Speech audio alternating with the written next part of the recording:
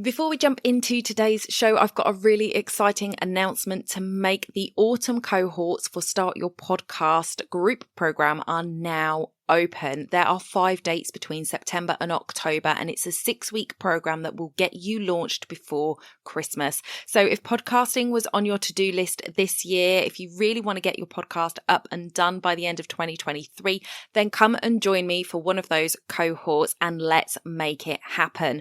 I have a free masterclass available for you called Understanding the Power of Podcasting. You can go over to donnaeade.com/masterclass, watch the masterclass and get access to that enrollment. I hope to see you in one of the autumn cohorts very soon. That's donnaeade.com/masterclass. Let's get back to the show. Last week, we spoke all about content, the big 3, and which you should choose. This week, we're talking about the purpose of that content. Let's jump in.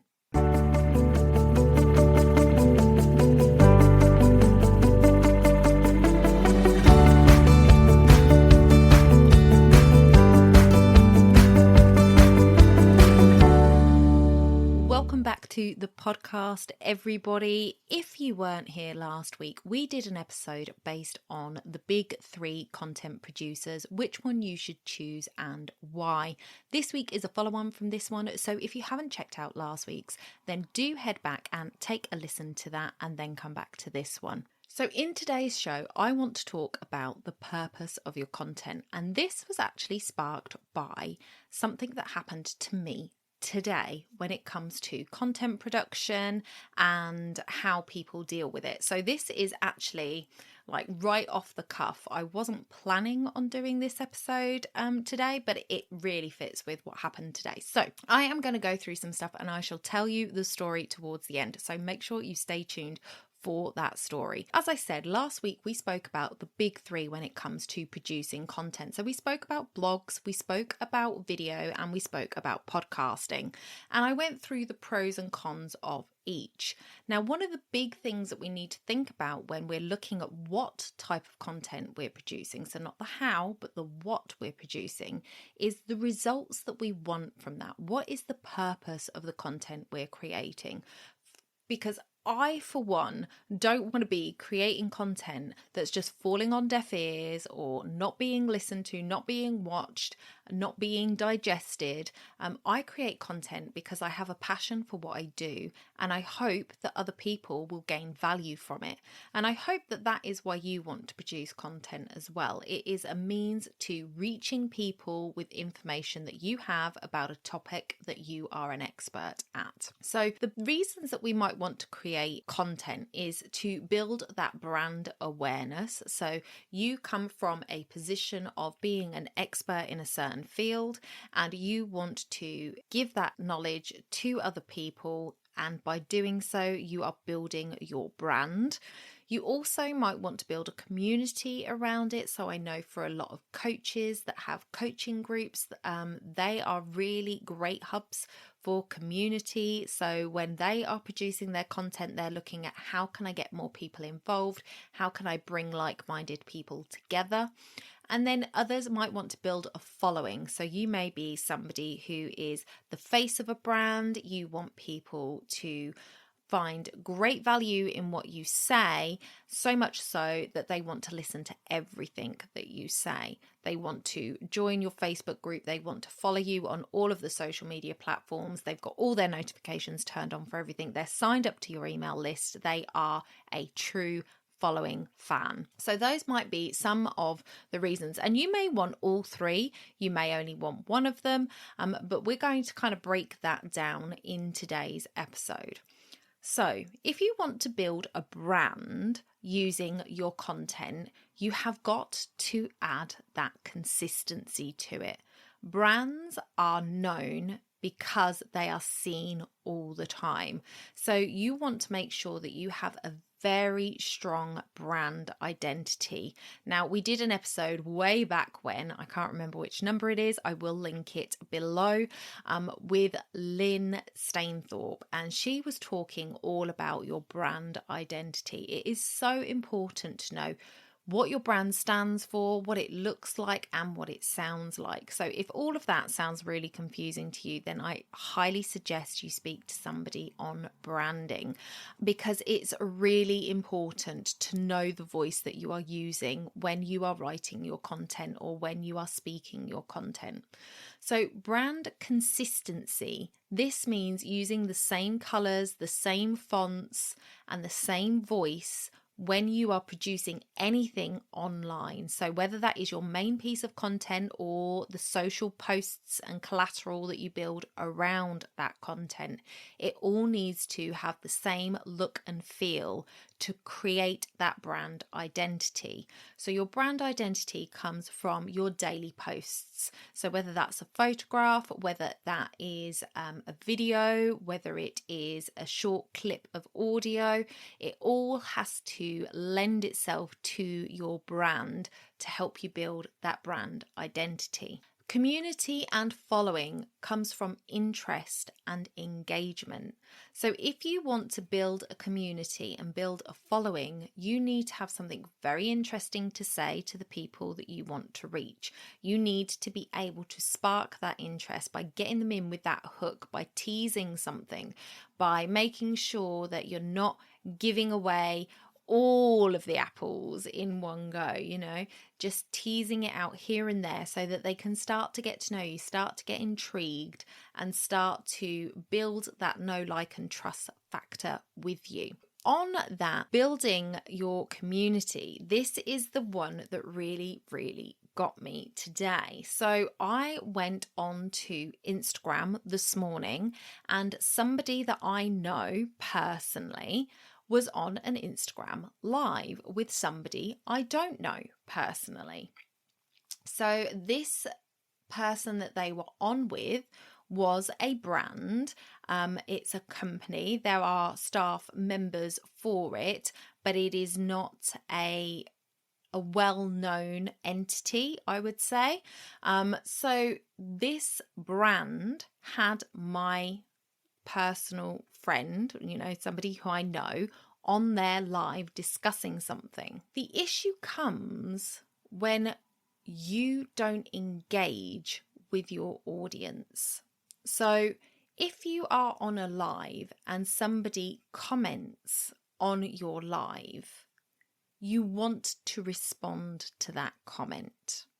Okay, so if it's a post, this again, it stays the same. If somebody comments on your post, reply to that comment and book yourself some time in the day. So at the end of the day, last 10 minutes before you sign off for the day, that you will scroll through your social media posts that you've created that day and go and respond to any comments that are made on your posts.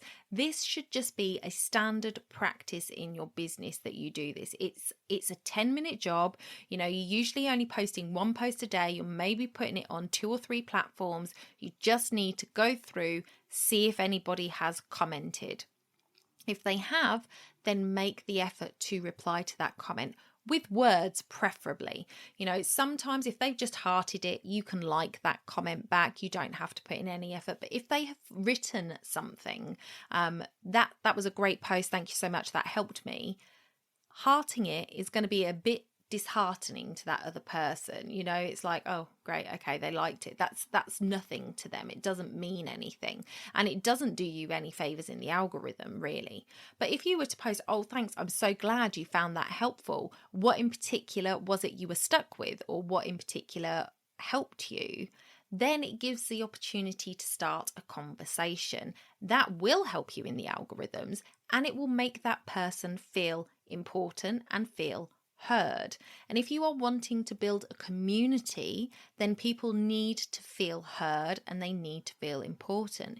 If you're trying to build a following, again, people need to feel like it's a two-way street. Yeah, if they are coming to your posts and they are commenting and they are getting nothing back from you, what was the point in them commenting? Yeah. So if it is a post, that is perfectly okay to just go on at the end of the day and check that there are no comments that you need to respond to. And I would say for me, it's a little bit like email. So what I would do is I would do 10 minutes in the morning where I check my emails and I check my social, 10 minutes after lunch or before lunch, depending, and then 10 minutes at the end of the day. Now, my emails, they may take longer. I do have a bigger section in my calendar where I look at my email stuff at a different time. But when it comes to your social and you're just checking those notifications, you can get through that quite quickly. So that would be my suggestion, to make sure that you do that. Now, when it comes to the lives, that is instantaneous. Okay, so if you were to post a video, again, it goes in the same vein as a post. People aren't expecting you necessarily to be right there answering as soon as they post something, but they do expect to get some sort of reaction back if they've made the effort to put a comment. But with video, with live video, that should be instant gratification. If somebody has taken the effort, one, to watch you when you're live, which means that they're taking time out of their day right when you're speaking, they've stopped whatever it was they're doing to give you their attention, and then they comment and they get nothing back, that feels a little hurtful, actually. So what happened this morning was this person was talking about something that I could speak to. So I spoke to it in the comments, and I basically just said, oh yes, I know what she means. I was on that too. Something along those lines. And rather than acknowledge that I had spoken, the person doing the little interview on the Instagram live didn't even address the comments. So there are a few people that came on live.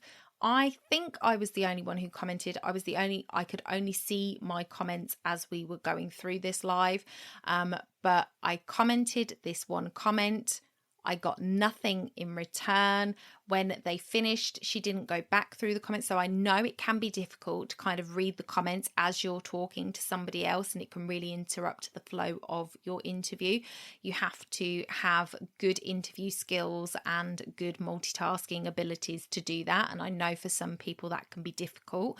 So I'm not suggesting that you sort of stop and stumble over everything. If you know that the comments will distract you and you won't be able to get done what you need to get done, then you can swipe them away or you can ignore them. But it is really important to come back at the end of your conversation and say, hey, I'm just going to check and see what's in the comments, because there are people that are watching you live and they've taken that time out of their day to do that. So if you check back at the comments and that person could have turned around and said, oh, so-and-so's in the comments, she said that she did that too. Do you remember that? And the other person could have gone, oh yeah, I know her, blah, blah, blah. It could have created more of a conversation. It would have made me feel part of the conversation, which was part of what a live is all about, is bringing your audience into it. And I would have been more likely to have followed that other person that I wasn't following, because you know, on Instagram, if your friend goes live with somebody else, it will tell you that somebody you follow is going live, but even if it's the other person who's initiating that live. So that other person could have got a new follower if they had engaged with me in the comments during their live or at the end of the live before they finished. I may well have gone over and followed them because she took the time to include me in the conversation. But she didn't include anyone in the conversation. It basically could have just been a video that was uploaded, because she didn't talk to anybody in the comments. She didn't make any reference to any of the comments that were coming through, and then they ended the live. And I have to say, I felt a little bit like, well, what was the point in that? So for live video, it is very nerve-wracking to do it in the first place. I understand that. But if you are going to do live video, then the least you can do is say up front, I'm not going to comment on the comments because it distracts me and I'll lose my train of thought, but I will come back to them at the end. And a lot of people, even if they come in halfway through, expect that people will usually come back to the comments at the end. The other thing you can do is, if you forget to do that, or it's too difficult, or you're going to stumble and you feel uncomfortable about it, turn around and say that you'll come back to the comments after the live and answer questions, or whatever it is that you're doing the live for, because there's got to be a purpose for the live, right? So this live was basically introducing somebody to her audience. She was introducing my friend to her audience. This is who she is, this is what she does. But they didn't give any room for questions or comments of how you would connect with her, what it is that she how she works with people in her business. There was none of that. So it was very pointless, in my opinion, to have done that live. It was a tiny little video. There was no call to action. There was no engagement in the comments. And still to this point, which is about, I want to say 6-7 hours later, there has been no notifications that they have responded to those comments that I made during the live. And that, to me, is a failing on their part to build the right kind of brand identity, because now I have a negative experience with that brand. They aren't building a community because they did not make me feel part of that conversation, and they're not building a following because they didn't make me feel part of that conversation. I have no interest in listening to anything else they say, quite frankly. So when you are doing your posts, it is so important to get that engagement. So when you have YouTube videos, for example, if the content creator comes through and likes your post or comments on your post, especially if they're a big creator, you do feel like you've been seen. And it's weird, and we could go down the rabbit hole of how the psychology of all of that works. But the truth is, if somebody is creating content and they're putting it out there and somebody else comments on it, if you are the content creator and you engage with that person, it makes that person feel seen. It makes them feel good. It makes them feel like it was worth watching your video, worth reading your blog, worth listening to your podcast. So don't ignore the people that take the time to comment. And I know sometimes the algorithms work in weird ways and you don't always see all the notifications, but that's why I say purposely go back to your posts at the end of the day and see what has been put on there, if anything. Because if you don't and you miss those people are going to feel like they haven't been heard. So what's the point in staying around? So that was my experience today, where I kind of felt like, well, what was the point in me watching that? Because they didn't include anybody, and it wasn't just me. I'm not just sitting here going, oh my God, they didn't comment about my comment. They didn't do it to anybody. I think even when other people comment and the people that are on the live pick out a few people, you still feel like that's okay, because you understand they can't read every single comment if there are a lot of comments coming through. But when there is only a few comments and none of them are addressed, it's like, well, what was the point of doing it as a live? You might as well have done it as a video. So if you haven't got the time, or you don't want to, or it makes you feel uncomfortable to respond to things live, then you may as well put up a regular video, because Instagram will push live videos to people's feeds. They'll give them notifications of a live. But you're actually going to be damaging your brand, damaging your community, and damaging your following if they push it out to people, people come and watch, and you don't address those people.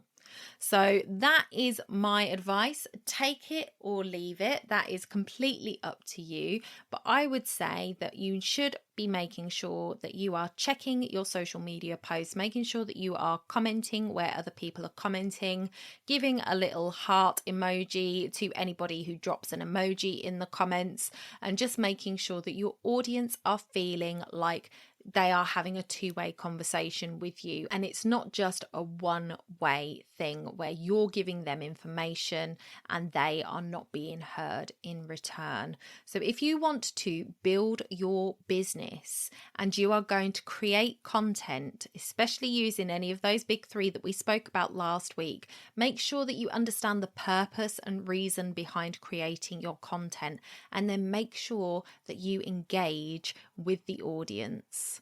So I would love it if you would come over to the Wedding Procast UK group on Facebook. It is facebook.com/groups/WPC UK. And I would love for you to come over there and join us in the community and drop a comment under this post for this podcast and let me know, how does it make you feel when people respond to your comments? And I hope that you are subscribed to the podcast where you listen, and I hope to see you next week. Bye for now.